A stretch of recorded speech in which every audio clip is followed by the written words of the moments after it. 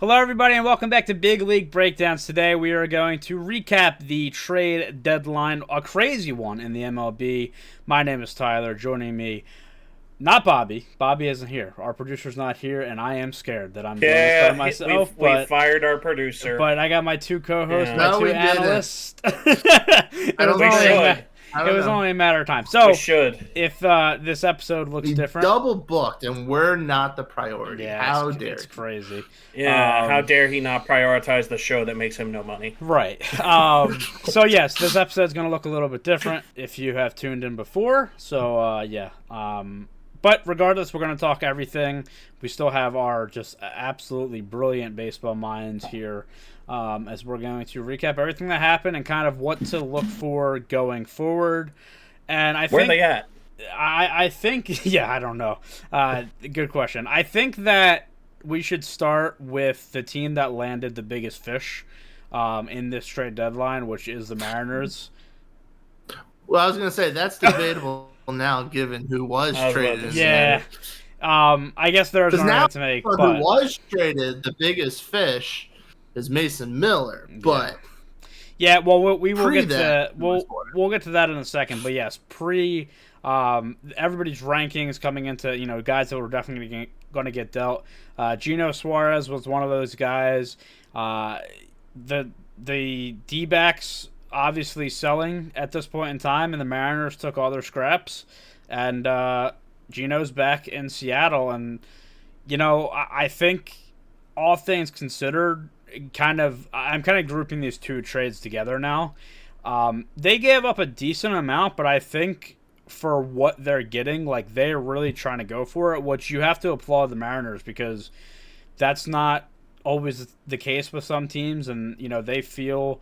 We got on them in the offseason, right? Like they were probably our biggest loser because they didn't make enough moves. Well, now in this trade deadline, they do that. So, overall, what do you make of this trade and kind of like Seattle's outlook as we head toward the postseason? most of Seattle is now a sneaky team when it comes to the playoffs. I do think they're gonna make it in the wild card or win the division. It really doesn't feel like there's too many American League teams that are really competing for playoff spots, and the ones that truly are competing did make big moves. So the Mariners are a team where right now they're middle of the pack roughly in baseball offensively. But the thing that's been interesting about them is that their starting pitching hasn't been as sharp as it has been in years past. Yet the team is still at the moment 5-6 games roughly above 500 and a few games out at first.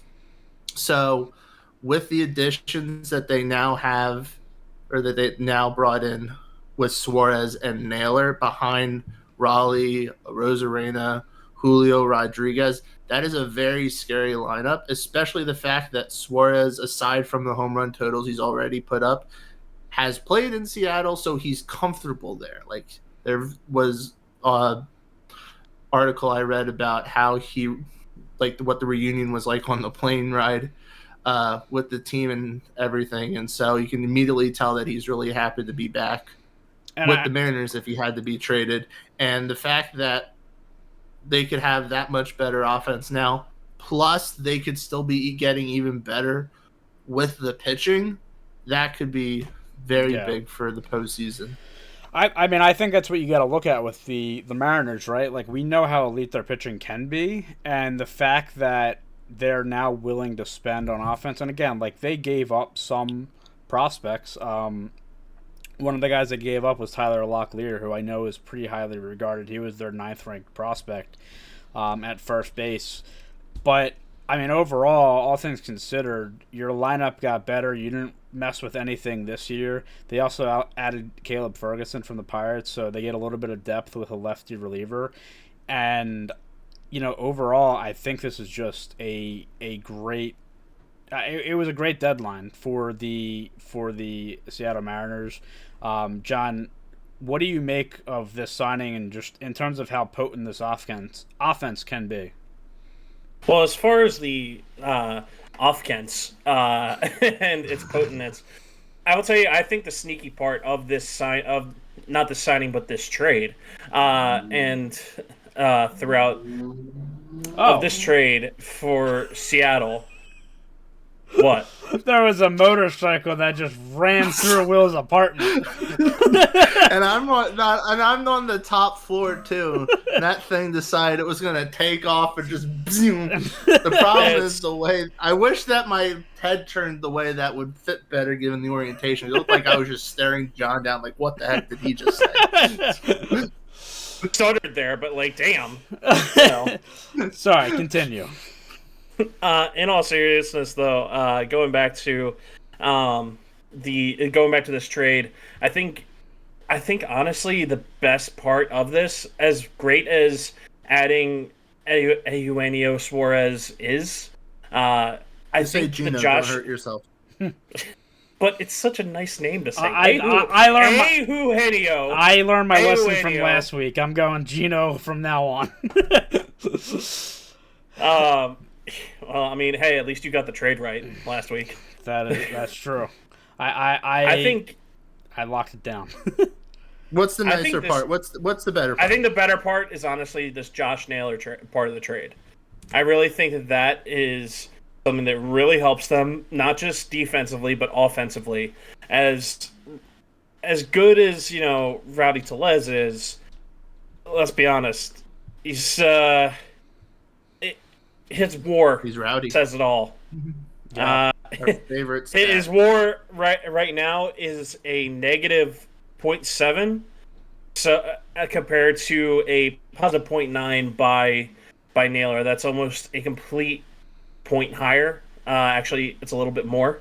So, you know, just that in general helps. Plus, you have Naylor, who's having about a standard year in terms of home runs, but his batting average of batting 288 with 108 hits. I think that's going to really help this Seattle offense in this apparent, you know, ballpark that hitters can't, you know, hit in, apparently. Plus, he's a lefty, so Yeah. he doesn't need to worry about struggling from the right side of the plate. And I think that, you know, kind of looking where Seattle is in their position is right now in the playoff hunt. You know, you look at the teams around them. So obviously they're chasing the Astros. They're 4.5 behind them. But other teams are kind of looking at in that area of like, all right, they're also in the conversation right now. The Yankees and Red Sox, the Rangers, and I would say it's pretty clear that of all those teams, I think Seattle had the most impactful ads. So with that in mind, I think it sets them up really well to, you know, make the playoffs. I don't know if they're going to catch Houston, a team we'll discuss later, but it really is. I really was happy for them for this deadline, for the fans. Again, we were very critical, and a lot of guys were critical of the offseason they had with, you know, they needed corner infield. And it was kind of the joke. I said it last week, but every corner infielder that was available, free agent, trade, whatever, we project to the Mariners because it was such a big need for a team that has the potential to be a you know, high caliber playoff team, and they finally get that done with those trades. Let's move over to probably the most surprising trade of the deadline, where the guy that everybody was talking about getting traded last year in Mason Miller does finally get dealt. In, I don't know if you want to say a surprise trade, but I guess all things considered, yeah, it was pretty surprising. Mason Miller and J.P. Sears go to the Padres, and in return, the A's get an absolute haul, including the third overall prospect in the top 100, and you know, a bunch of other great prospects too in the system. But DeVries, I mean, he is the number 3 prospect in baseball. I seen like he was the highest ranked prospect ever to be traded at the deadline, and I think all time in terms of prospects being traded, the only higher rated prospect was Yohan Moncada when he got traded. So this is a big deal. Well, again, I said, you know, we were talking about last year that Miller was such a hot commodity. Maybe he gets moved. He's not having quite as, you know, a crazy year as he did last year, but one of the best arms in any bullpen, and he adds to a Padres bullpen that is already stacked. Mhm. I think the big factor why Miller got traded this year versus last year is how crappy of a ballpark Sacramento is. The Athletics are stuck there for the next at least 2, if not even potentially 3 more years. And there was a possibility to some people, not quite us compared to others, but we were at least somewhat highly up more on the Athletics going into the season, where if they took a jump this season and they could have been almost postseason ready a year from now, I think they may have chosen to hold on to Miller.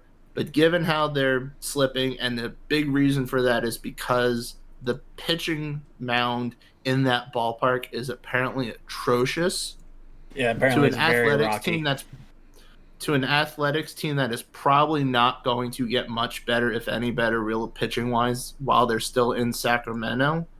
Miller is now a luxury because by the time they get to Vegas, he's going to be a free agent. By selling him now, they got like one heck of a haul from a Padres team with a GM who is not afraid to sell away his young talent. Because I'm turning now to that post I saw earlier, Tyler, Yeah. of just to give you an idea of the types of prospects that AJ Preller has traded away over the years. And it's not just prospects, like there's some pretty decent names on this list. Trey Turner, James Wood, Max Fried, Josh Naylor, Andres Munoz, Mackenzie Gore, David Bednar, CJ Abrams, Luis Castillo, Emmanuel Clase, Matt Brash, Xavier Edwards, Zach Eflin, and Hunter Renfroe. They all were prospects at some point in the Padres system and were traded away. For what the Padres got back this deadline, it seems like it could be very impactful because the team got team friendly contracts. They're going to be holding on to these players for multiple years. This isn't a rental situation with this, and it's the other moves that they did that we haven't even talked about yet. They're not really rentals. They're going to be players that they can hold on for a few years. So they are going all in towards it. It hasn't really worked out, though, historically for the ball club, in that how many World Series do you have, San Diego? But That's Big a fat shot. goose. I guess As many as you did going into '98. it rhymes with hero. But I mean, there's a lot of upside, and they have a killer bullpen right now because they chose to keep Suarez, so they have Miller and Suarez this year. And when Suarez most likely opts out of his contract after this season, then they're going to have Miller be the closer, and they're going to be set. I mean, I guess the surprising thing for me is, and I know Dylan Cease is at the end of his contract too, but they were talking, about him and would he get moved, and like, not that means that they were like selling or anything. That's not what I'm saying, but it's like, I guess it was weird for me to see them make such a big move with the uncertainty of like, what are they going to do? Are they actually going to try to make moves? Are they going to stick? Are they going to get rid of some guys? Ultimately, they do that. But, yeah, I mean, like you said, Mason Miller is not somebody who's going to be a rental. And I think the only reason you're trading those prospects like that is, that because that's the deal with it. You're not getting him for a couple months. You're getting him for multiple years. And we know that he can be one of the most dominant relievers in the game. But, John, like, again, to me, this was just weird timing after everything that we heard about with him last year. I think we kind of already talked about how good it is for, the A's in terms of the prospects, but what does this mean for San Diego as we head toward the postseason? I mean, I'm going to sound like a broken record for everybody else in the world saying this. They are pushing all their chips to the center of the table, and they want this to work out for this year. Here's the problem, though. If it doesn't work out, and say that they never win the World Series after these next couple of years, they have royally screwed themselves, and then they'll have to keep doing this process. And then you have to wonder, is this worth it? keep going after these guys rather than trying to build up from the farm system. I personally, as a fan, I like having a strong farm system to pull from, but that's just me and my small market team. Well, what you said is a good thing just to keep in mind, because I'm immediately thinking back to what people have said now in hindsight pertaining to the Juan Soto trade, where they traded Mackenzie Gore, C.J. Abrams, James Wood to the Nationals, and all of them are in the majors now, and Wood is looking like potentially the next Juan Soto. The next Juan Soto for the Nationals, right? And it didn't work out with Soto. Granted, they got to the NLCS in 22 before losing to the Phillies, but they haven't made it to the World Series. So you could make a World Series caliber team out of the pieces they have traded over the years. Yeah, let's be honest. You literally can. Mm-hmm. Like, I mean, honestly, everybody on that list has had a somewhat established MLB career at the minimum. So yeah. So here's the question then for the Padres, because this is also a fairly recent, I don't want to say trend, but like I feel like once they signed Machado in 2019, I believe it was, well, the 2018-2019 offseason. Yeah. That was kind of their like stance of, hey, we're gonna stand there with the big boys. We're gonna try to compete now with the Dodgers. Because I mean, when saying all those names, I've said not all of them, but a good chunk of them have happened, like from that point on, because there was the Max Scherzer and Trey Turner trades that was Dodgers, but I'm thinking back with Turner anyway. Point is do you think they're doing what they're doing now almost out of pressure to keep up with the Dodgers because they have this huge big brother thing and it's the Dodgers that are getting to them? Or do you think that it's just they're living so much in the now that they aren't worrying about the future? I think it's just a window thing. This is their strategy. I just think this is their mindset and their strategy. That their general manager doesn't like to wait on prospects. He views prospects as trade pieces to go get bigger fish. And just the fact of, when you bring in a guy like Mason Miller and you bring in guys like Ryan O'Hearn, Ramon Laureano, JP Sears, when you're bringing in these guys to essentially plug your holes so that way you can make a run either at the division or at the World Series in general, then yeah, I think that you're trying to keep up with the Dodgers, but you're also trying to play the Dodgers game, and I don't think that works. I just think it's more of a window. Dodgers have also had not a great offense for a lot of the season, so yeah, the moves they made will definitely help them, but to get them kind of from being bottom third to top third, I don't know. That's quite heavy task given what they brought in, but they're doubling down on the pitching to try to back it up. I just don't know if I think that's going to work in the postseason when they get there. I just wonder if it's like, all right, we locked Machado into a long-term deal, and he's now, 33 years old. They probably feel like their window is now, and that's why. And of course, I mean, obviously, as John said, like the GM is not shy for trading prospects, but now in particular, I mean, it is actually crazy. Like going through all their trades at the deadline, they gave away their first-ranked prospect, their third-ranked prospect, their fourth-ranked prospect, their their seventh-ranked prospect, 13, 17, and there's more. No, 6 is in here. Like they literally gave up most of their top 10 at this deadline. Like that's insane.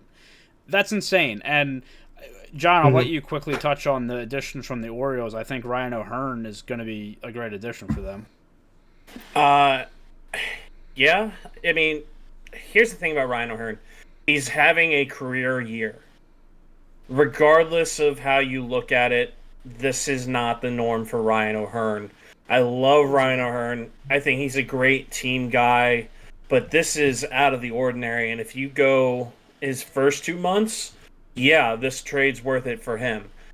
His last month and a half, I guess, as far as the time frame, he's gone back to average Ryan O'Hearn of really struggling against lefties and really, struggling to he how do I put it? I'm pulling up the numbers to back you up. Keep going. Having Okay. less of the ability to get on base. Ramon Laureano, on the other hand, has really shocked me. I think that maybe it's because I wasn't expecting anything from Ramon Laureano, but his bat has really come alive, and he's been able to not only get on base but also have a little bit of pop in it, and that's a big shock. And I think to fill that defensive hole they have in either left or right field, depending on the day, they definitely have a guy here who has a club option on his contract for next year, who going into not just this year, or not just the rest of this year, but also into next year, they really have the opportunity to, do something with him, and they could even sign him to a long-term deal, honestly, and it would be beneficial, I think, for them defensively. Offensively, like I said, he has a bit of pop, but I wasn't expecting anything. So in terms of Ryan O'Hearn and Ramon Laureano, I think what the Padres gave up to the Orioles is, honestly, it's ridiculous. Giving up that many prospects from your farm system, I really think they overpaid, and I'm happy about it. And I'm not afraid to say I'm happy about it. So I got the numbers. All right, so for the batting average, it's a rough ballpark what I'm saying, because I'm kind of condensing this quickly. So in the first 2 months of the season, O'Hearn batted around .330 with 9 home runs and 21 RBIs.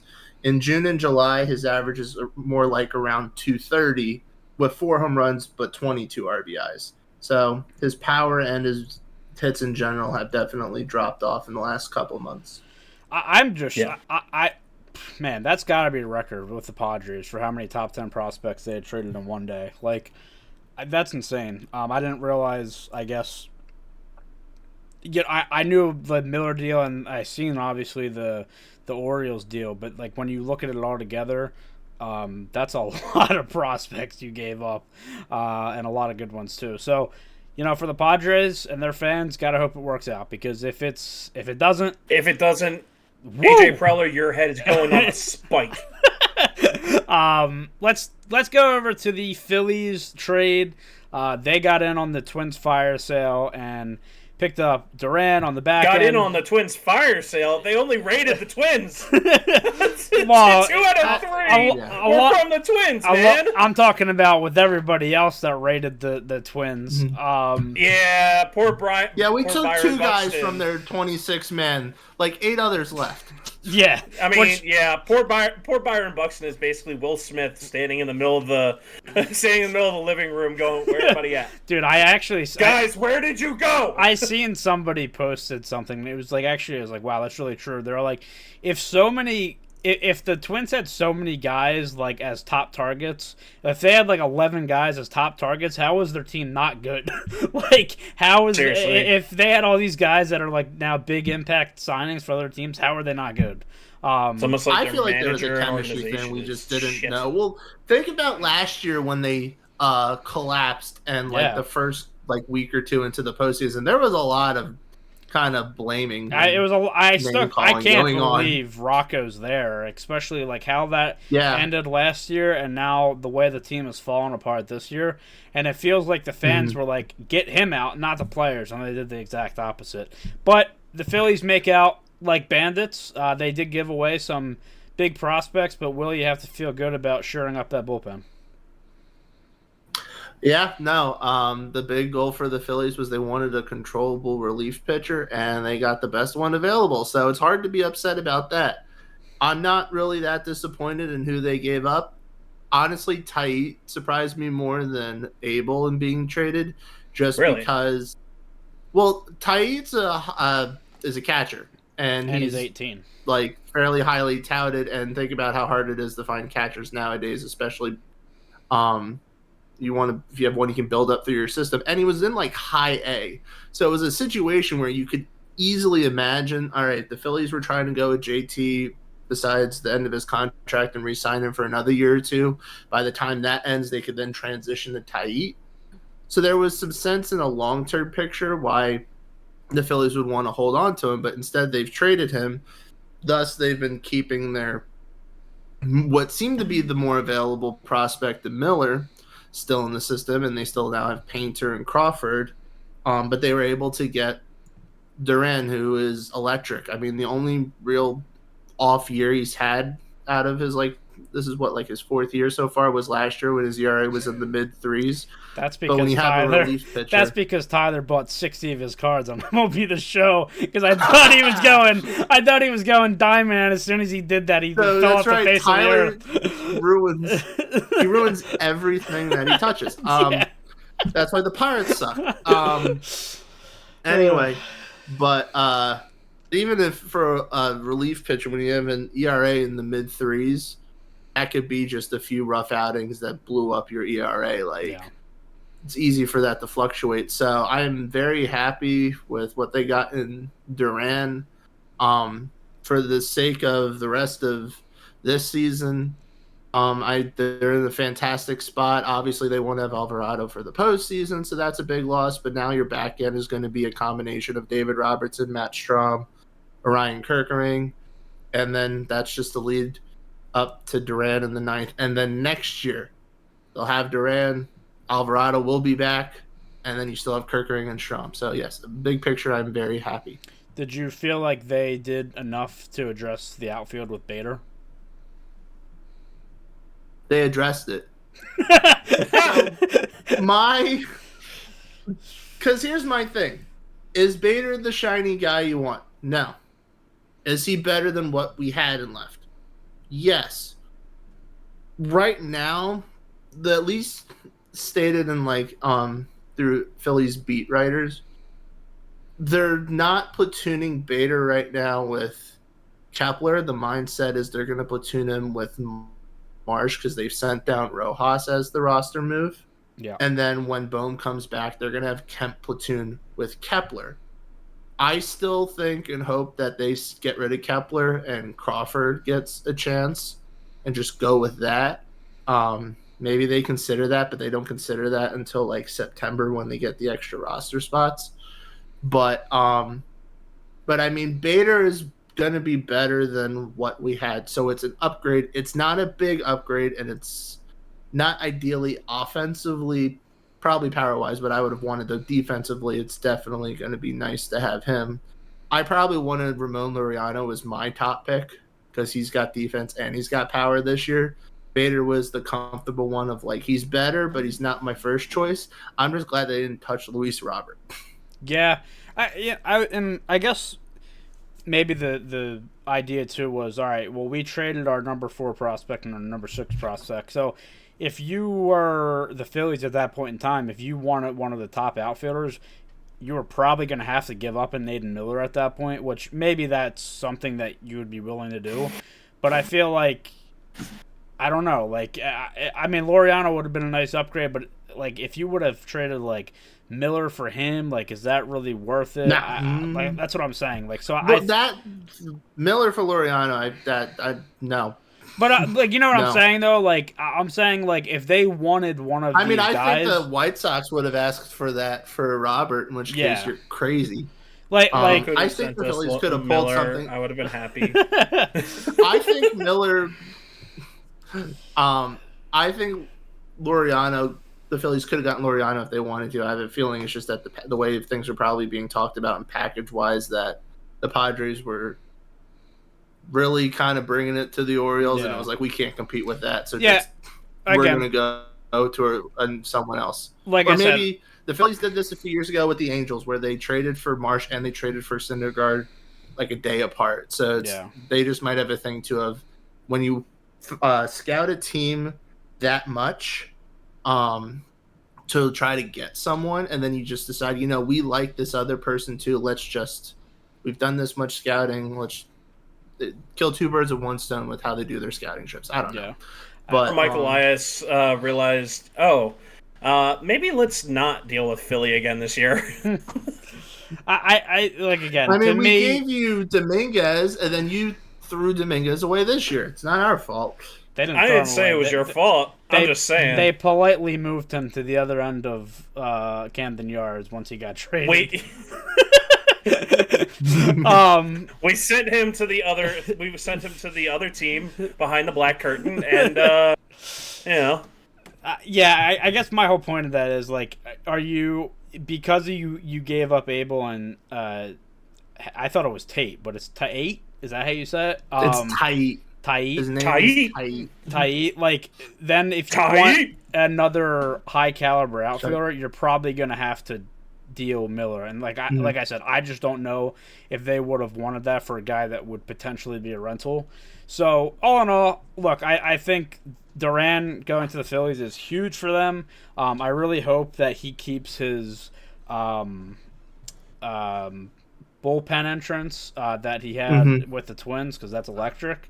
And that would be crazy in Philly. But it's almost like there's plenty of red there. Yeah. But well, let's see what happens. They're starting a series versus the Tigers tonight. You imagine if they're going to win one of those games, it'll probably come down to a save situation. Yeah. Please be nice to us in a couple days. Let's move over, just because I know Will has some takes on the Mets and wants to piss off Mets fans. But let's look at another team in that playoff the race. question is, do I even make a short out of this, even if I do? Do I want to be absolutely like burned at the stake on social media? Only you got to get your Phillies. It will happen. Put your Phillies hat on first, and then do it. We love the content. The short answer interaction. Comparing what the Phillies and Mets did, because it seemed like for a bit that what the Phillies would do, the Mets would try to one up. I mean, the Mets had gotten a couple bullpen arms to start the days leading up to the trade deadline, and then the Phillies got Duran, and then the Mets seemed to immediately get Helsley. The Phillies got Bader, and then the Mets seemed to immediately get Mullins. And I think in the regular season, because the Mets have the slight advantage right now because they're like half a game up, they might win.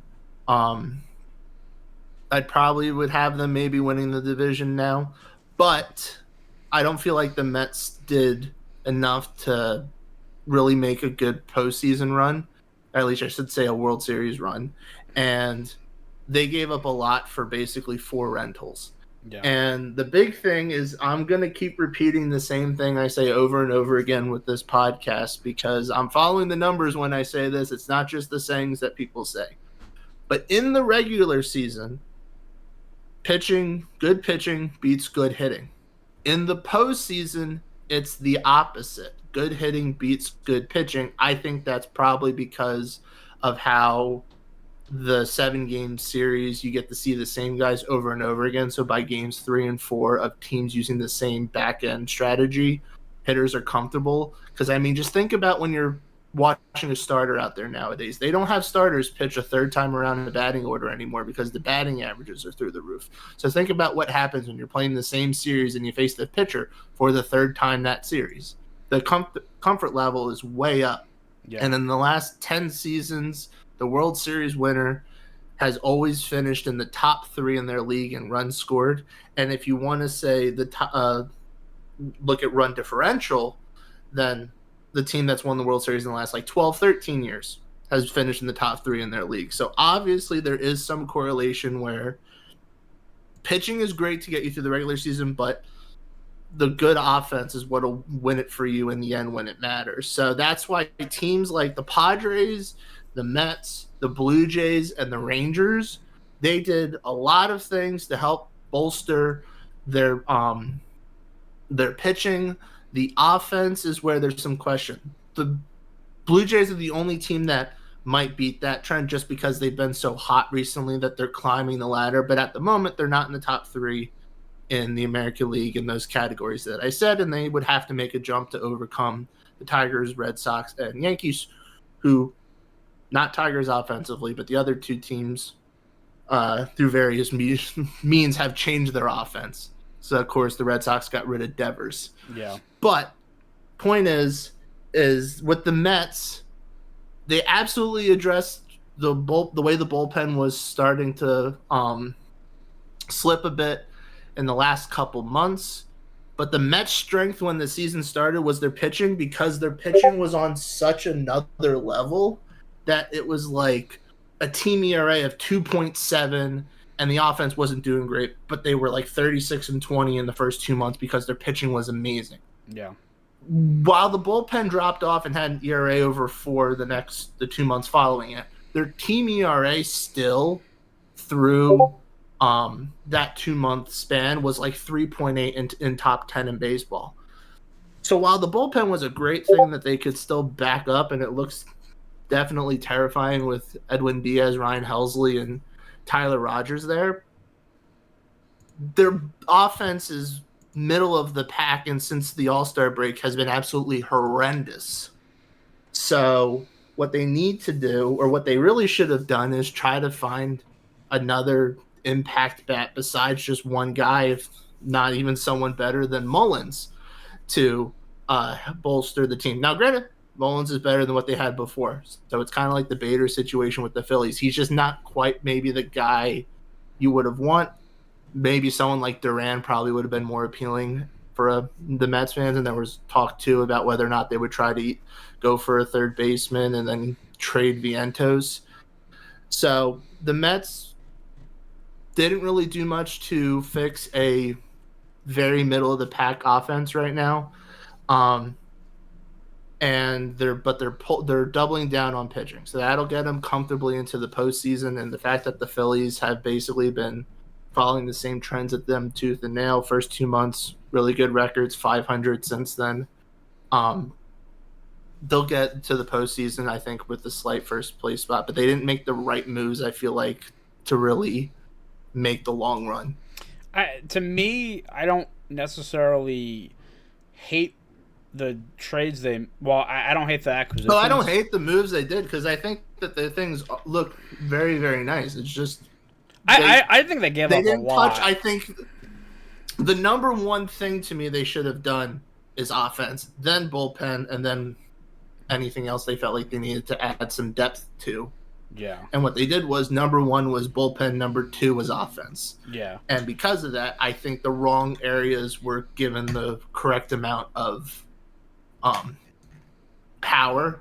Yeah. And so that's why long haul, and also all of these are rentals. Yeah. And like, so, I don't know. The only one I guess I really had a problem with was like the Tyler Rogers trade.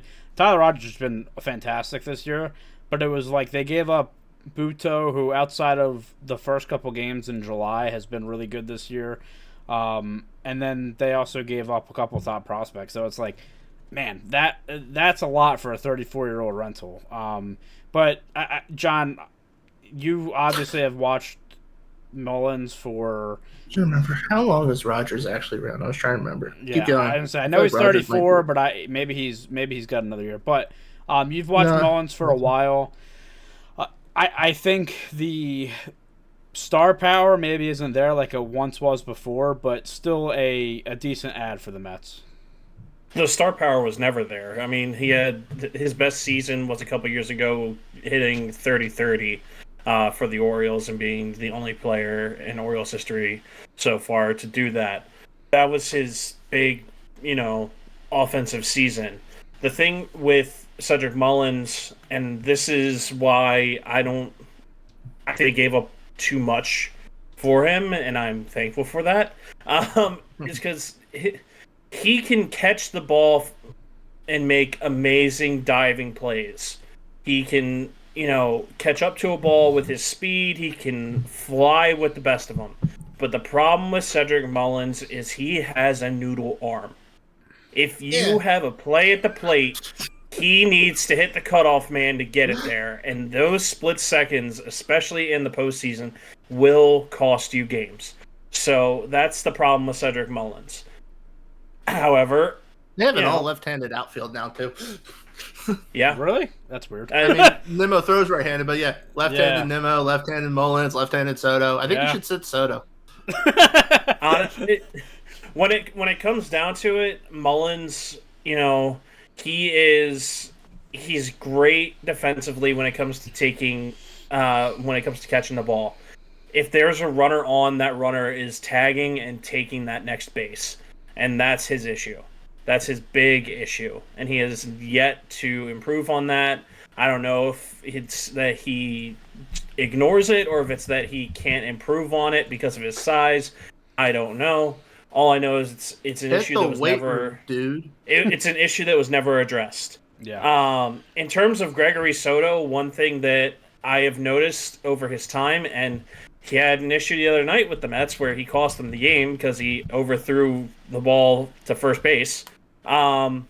Anyway, so Gregory Soto is due for one wild pitch an outing at least, and that could be catastrophic in the postseason. So, yeah, these moves look good on paper, but I don't have faith in the Mets to really go that far in the postseason either.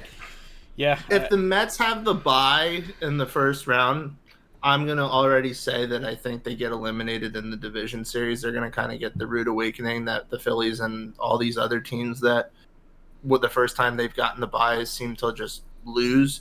If the Mets were to make it as like the third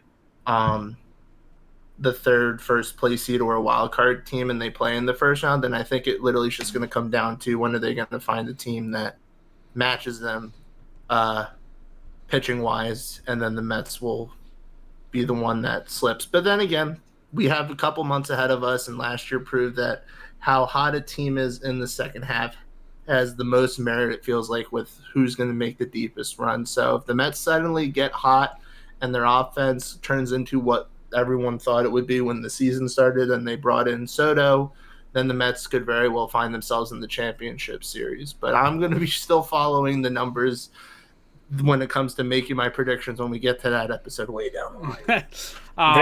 They looking went all ahead in this season. Yeah. Let's be honest. They went It's all the fact in that they're- with trying to get I mean, Soto, and this it'll is the win them the bias me division. this is the bias me coming out of it in the sense and whatever. But I mean, when it comes to this season as a whole, the Mets probably had the better trade deadline than the Phillies did. But looking beyond this season, if they don't win the World Series, and we know 29 teams are not going to win the World Series this year, that What? the Phillies Not everyone were gets a much trophy? smarter. Sorry, there's no participation trophy. I mean, if the Rockies break a record, they might get a trophy for something they don't want. But Like in fantasy football, you get the toilet award. But You the get the toilet Phillies, I trophy. feel like, did just as much to keep up with the Mets. I don't think the Mets did anything to pull away from the Phillies, and so therefore, so it's like, did the Mets really, was this the right time to dump as much as they did for the players they got for this season, or did they give? I'm not like they didn't destroy the system. It feels like the way the Padres did, but like you said, they gave up a lot for all the rentals they got, and this is not quite the team's not in the position I would say I would want to push all like these prospects out to try to have this be the year. Yeah. Let's look at some winners and losers of the deadline. I guess there is some teams I kind of want to talk about in terms of like pretty clear winners. I think we don't really have to discuss. Do you want to just spit a team out and we say winner, loser, or neutral, or do you want us to say what we Yeah, say? well, we can do that, but I want to preface this by saying, like, there's some teams that we're not going to talk about because of, we kind of already touched on. Like, I think it's pretty clear, like, Seattle might be, in terms of actually, like, what happened, they might be the biggest winner. But I kind of want to go over some other teams who, had ads that maybe we didn't expect them to do so well, and they did. The first team I want to talk about is maybe a team that is not on the winner side, is the Chicago Cubs. And I guess I have them as a loser.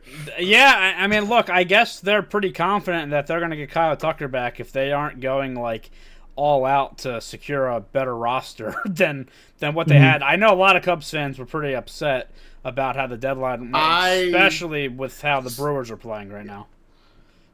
Yeah, I mean, the Cubs, I thought the Cubs would do it purely out of the fact of how they've lost first place. So it's finally like, hey, you aren't running away with this the way you thought you might.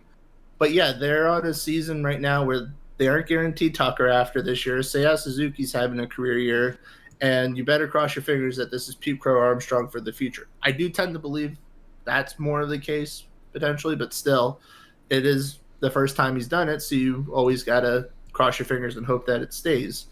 Pitchers will adjust to him. He has to then adjust. Right, he has to adjust to them after this year. But I mean, they had a lot of key pieces offensively that you weren't sure you were going to have all this happen again next year, so it'd be smart to double down on that. And they had talked about potentially going after Suarez. I thought Suarez would eventually go to the Cubs because I would think that they were just going to kind of let Shaw play out the season in the minors or something, get a little better, so that next year when Suarez is a free agent, then Shaw can get another try. But they didn't do that. They didn't address their starting rotation. I mean, I know they brought in Michael Soroka. That's not addressing your starting rotation. That's like saying, with the rotation, we found like the spare guy looking for a job on Craigslist. And then they brought in two bullpen arms. Indeed, thank you. The bullpen arms I like. They aren't super shiny, but they will help. But I don't feel like they did enough.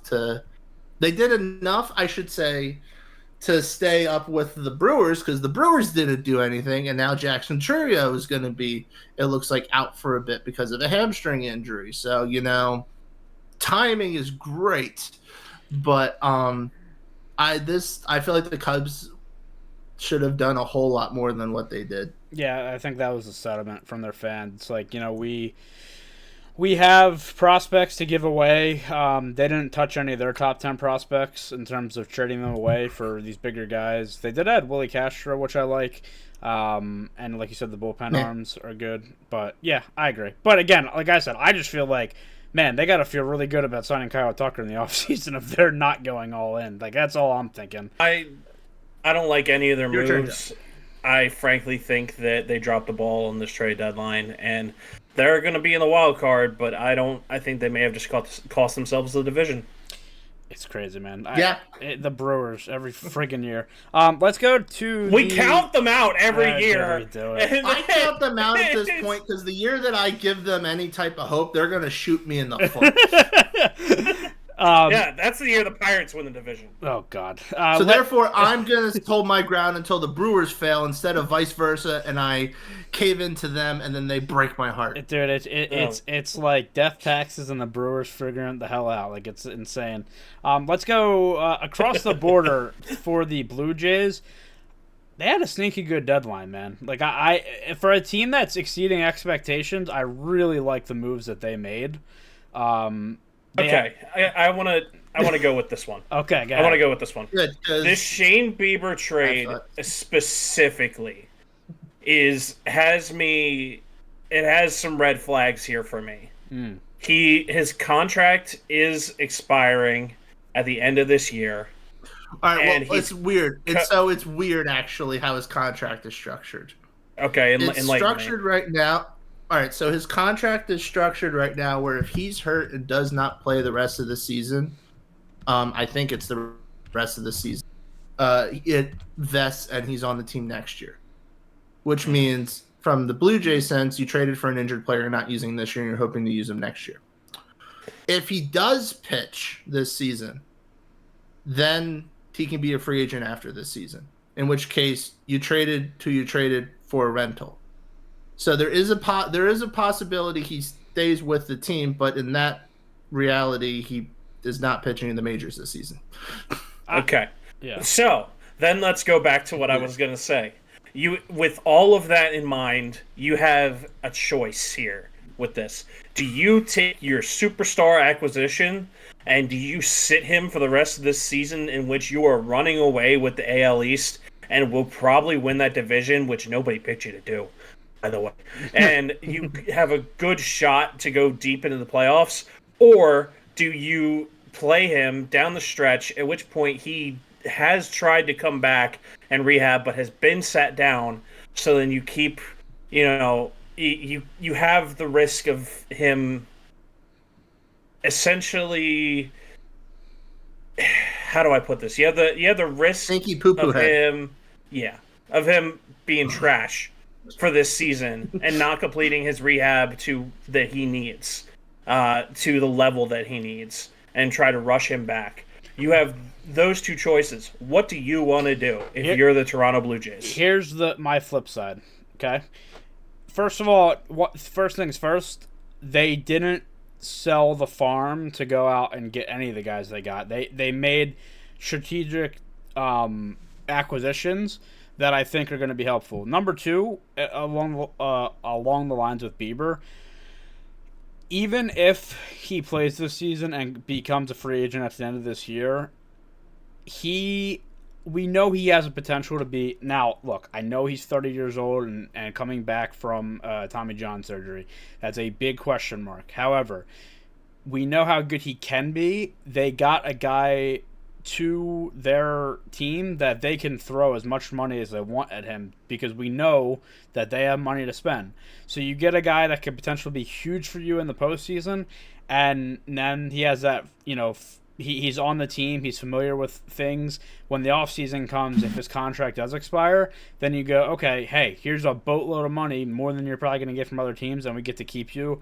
I think it's a low risk. Look, Steven was a number 5 prospect. I believe he's a relief pitcher. I could be wrong. So it's not like they didn't give away anything, but I feel like for the upside and again, just good depth to have, they had a really good deadline, in my opinion. For a team again that just did not. I'm not going to say really good, but I mean, I don't. It's hard to say truly bad because I mean their offense has been really, really good for the last 2 months to the point now where they're 4th in the American League in runs scored, and they've had another hot stretch. As we said, they have the division. Their pitching has not been great. It's been mid-upper 4s for the last 2 months, and at the season at the moment, they're they're on the edge of the bottom third, and the ERA in the low 4s, 4.27. So I mean, the moves they did definitely helped the bullpen. The bullpen ERA I don't think was as bad as the starting pitching ERA. The bullpen ERA is at least I'm looking in the last 2 months. That's the only problem right now with what I'm looking at. But at least the last 2 months it was 4.45. Starting pitching was 4.58. But I think in the full season, the bullpen ERA is like 3.9 and the starting pitching is 4.5. Yeah. So they did some things to help adjust or help with the bullpen depth, sure, but they didn't. I don't care really what happens with Bieber in the end because I don't feel like even if he comes back and he's not horrible, he's going to be the Shane Bieber of old.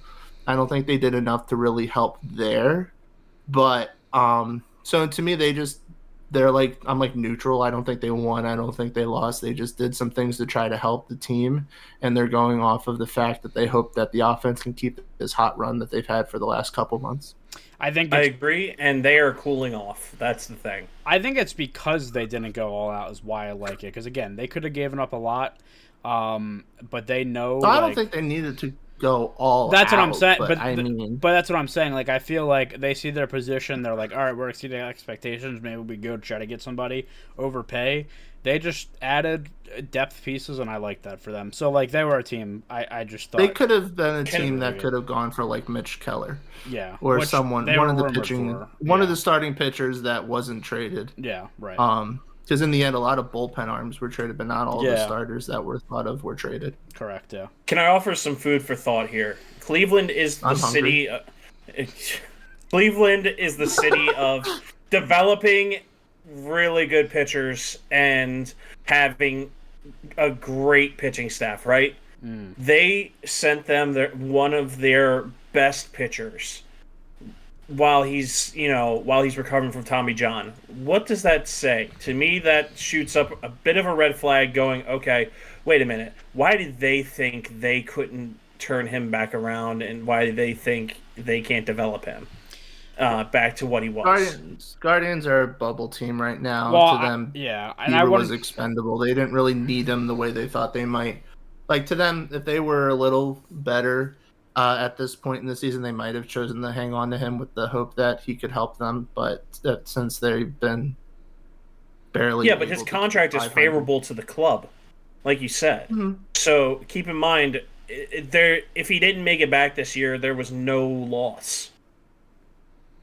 Yeah, I mean, hey, they traded him and they could get a prospect that was fairly highly ranked in the Blue Jays system. So yeah, I do want to talk about Cleveland. They were going to be the next team I go to, and we don't There's have to really spend too nothing much to time talk on that. Well, I want to talk. Look at that segment. No, I know you did. What I want to talk about is not really any of their additions. It's what they didn't do, considering the rumors around them. Of course, Clase fucked himself. Stop Clase from gambling. Yeah. He kind of screwed them. But the fact that I was so shocked that Quan was rumored to be going, and the rumors were really picking up. I was like, that's crazy for a guy that is under control and has potential. He's an all-star caliber player. For him to get moved, they end up not doing it. I guess, is there anything you guys have to add on that? The fact that, were you surprised that they didn't really do anything in terms of selling, because a lot of people thought they might, or was this kind of the expected outcome, John? I think the Guardians are a team that they have a fairly high selling bar for some of these guys, because it's not like they were immediate free agents. Yeah. They still had a lot of team control under, so they are a team that very easily next year they could compete again with a couple of the right moves they're made in the offseason. So if someone had came to them with a great package, sure. Otherwise, meh. Yeah. Clearly, we're both opinionated on the Guardians, so I'm just going to throw up my 2 cents. I think that the Guardians will end up trading Stephen Kwan in the offseason. I really do. I don't know who they're going to send him to. A team that needs an outfielder and a guy who can get on base almost as if it's, life or death for him. He needs it. He gets on base almost as frequently as he breathes. Let's put it that way. So, I think they got to see where their direction is, though, right? If they feel like they can have some additions in the offseason that help them win next year, I don't see why you would trade somebody like that. I think just because of the limbo they were in this year, they were like, all right, well, we'll consider it. But again, to me, okay, if this is a guy on an expiring contract, that's one thing, but he's young and controllable. That's I couldn't believe that he was out on the block like that. There's something going on there that makes me think that if they were willing to deal him this year and those rumors were starting, they didn't just start out of nowhere. That this has been building, and I think that Kwan will be somewhere else in 2026 at some point, whether that be at the deadline or in the offseason. It's possible. I think last thing I kind of want to touch on in terms of winners and losers, because I have an interesting take on this, is the Houston and Detroit trade. Or, excuse me, Houston and Minnesota. You're just trade. Gonna throw the Yankees under the rug. I was gonna say the Yankees. Big deal. They're the Yankees. They needed help other than Judge carrying that freaking team, and they didn't do it. Big deal. I want to see if they have 3 closers that on paper look fantastic together, but I want to see if they all have the yips at the same time, because they all had shown yips. They all did it. They all did. I guess my quick take on the Yankees is I like that they added without giving up a crazy amount of stuff. They added to the bullpen, which they needed, but they didn't make any. Yeah, they didn't give up without giving up a crazy amount of stuff. By the way, all the red. Yeah, okay. Is everything they gave up. Right, but then when you talk about their system and you talk about the biggest prospect they traded away was the number 8 prospect to the Pirates. Oh my God! And then you look at him and he's a 24-year-old catcher. So it's like, did they really give up that much? You got me started, Will. You got me started. You did it. Your team drops the. I think he really wants to talk about what the Pirates did not. I'm not. Dude. What did the Pirates need to do, Ty? No, here's the thing. Before we get to the Astros, it's about what the ownership and the GM needed to bring back. Yeah, no. I think the main thing is the Brian Hayes deal has immediately destroyed Tyler's thoughts about what was going to happen. Dude, okay, I can't get into this because we're already an hour in. Yes, you are. I opened the can of worms. Now get into it. So, who cares? So, I'm not even talking about the MLB. I am talking about across sports. I mean this wholeheartedly. Who has it worse than Pittsburgh Pirates fans? There's nobody. There's not a single person. Cleveland?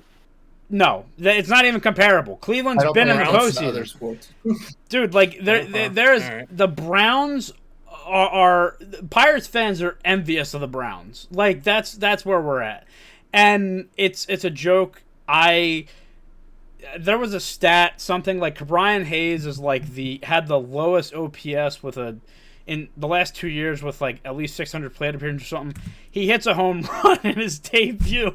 Like, in that Braves game, that was crazy. It's like there's no way. Like it's so predictable that you want to get angry, but you can't because you just know it's going to happen. Like he's going to go over that and rake. You're about to get there. Nah, you're about to get there, Ty. Look, here's my biggest problem.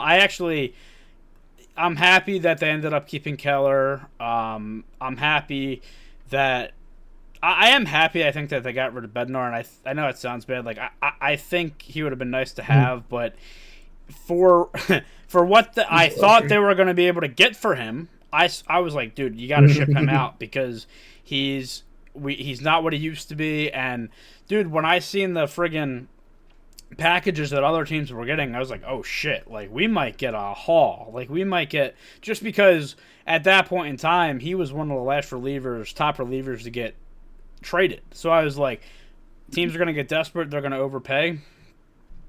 No. Nope, you fucked it up. So yeah.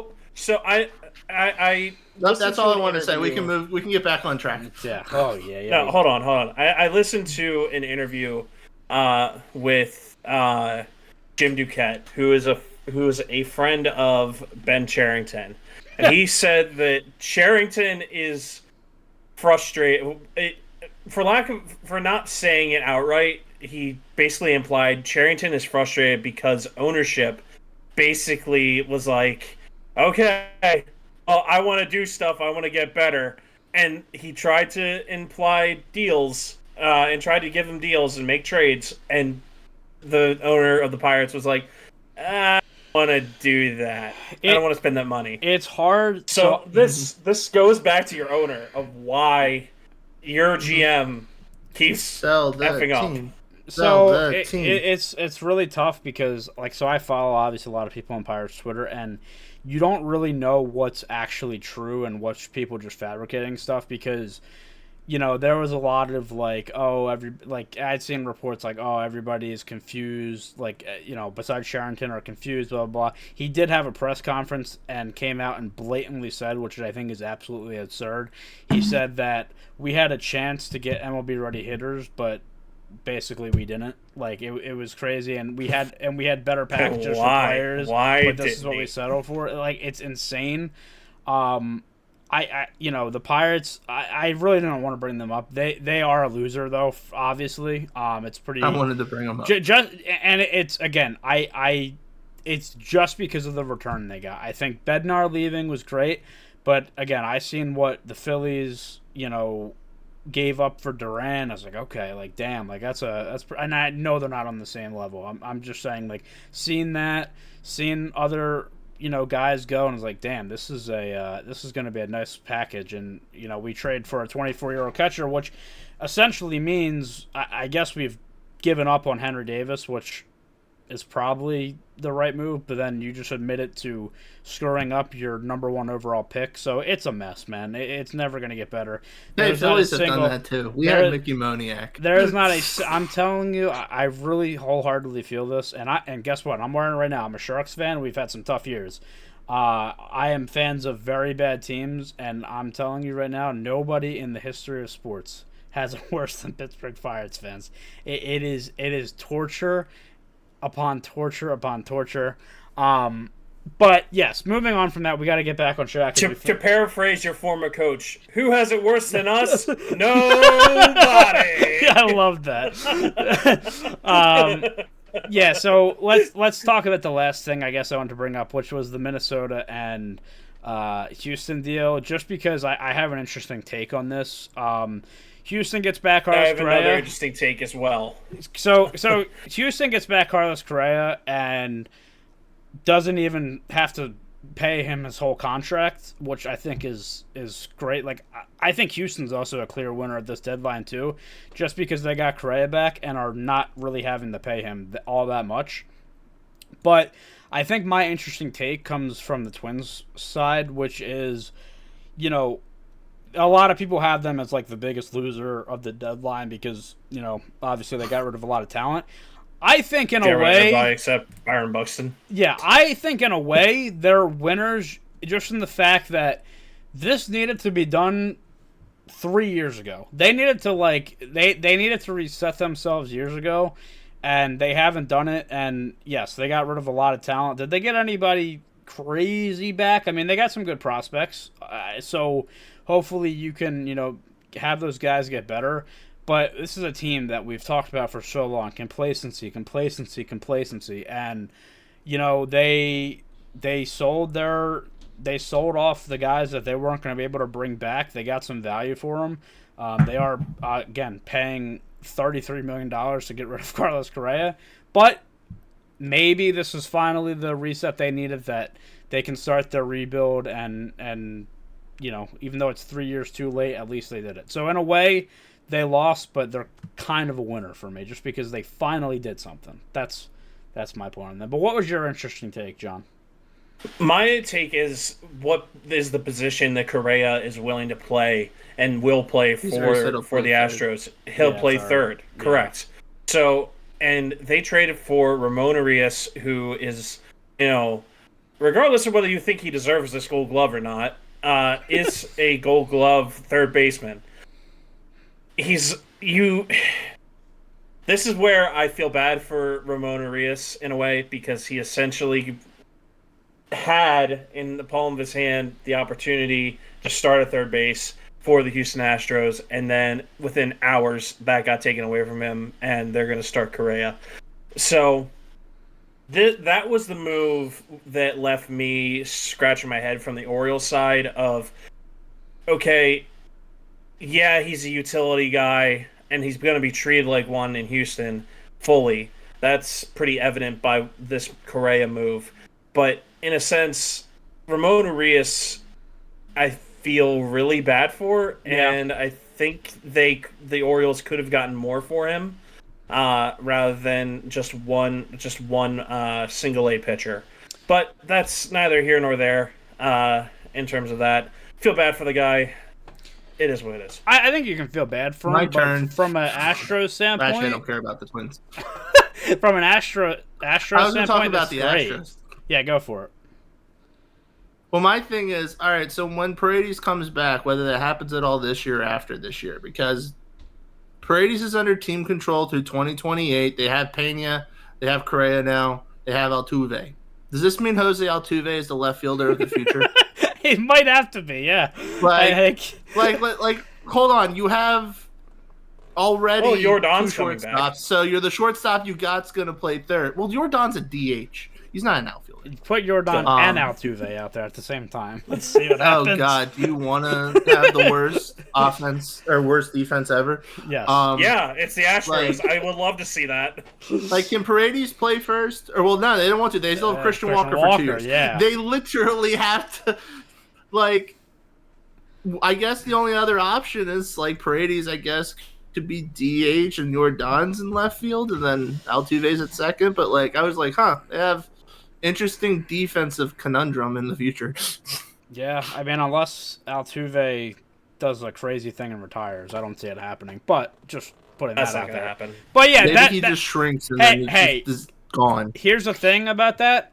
At least it's a good problem to have, right? And like that's the thing with them. Like I almost have to about have how them we want to ruin our defense in the future with Altuve or Yordan. I had to say, wait a minute, that's a good problem to have? for this season, right? It's a good offensive problem. It's a defensive nightmare. For this year, like I almost think you have to have them as like a top 5 winner because they got Correa, Urias, and Sanchez. All obviously Correa going to be playing third. Great depth and $33 million. And the best player you gave up was your 13th best prospect. For all of that, like that is a great deadline, dude. Like that's a really good deadline. I will say they did have a really good deadline. I just, for personal reasons, I don't like what they did. I I will never condone trash. Nice. I think I was gonna bring up like the best players to not get traded. I will say I guess I was. No. I am not getting into it. I was gonna say I was a little bit surprised that Keller didn't get traded. Was a little bit surprised that Zach Gallen didn't get traded, but Well, I had heard that they said at first it was they're going to trade, as in the Diamondbacks, Gallen or Kelly. Then it was they might trade both. They ended up trading one of them. So in the end, they did what they originally said. And Luis Robert is still a Chicago White Sox. Where do you think that guy? Do you think that guy is at the point where he's like, do I have to retire to get off this team? Like, if I retire, they don't own my contract, right? I think overall, though, this was a crazy deadline, one of the crazier ones that we've seen, and it was definitely fun to be a part of and fun to recap here. So, that is going to do it for us. But thank you for watching this very long episode, and you even got a little bit of a Tyler Pirates rant, which you get like every 5 episodes, because Will just likes to. I like it. He likes to poke the bear. It's entertaining. It is entertaining. God, like seeing somebody suffer is just entertaining to them. It's absolutely crazy. Well, I didn't say I like seeing you. If anything, it should be cathartic to release this pent-up hatred. I have so much more that's pent up. It's a lost cause. If you want to follow us, if you want to follow us on Twitter, you can follow us at BL_breakdowns. Big League Breakdowns everywhere else. Make sure to like the video if you liked it. Subscribe to the channel for more. And we will see you next time. Your seatbelt. We're almost done with the season.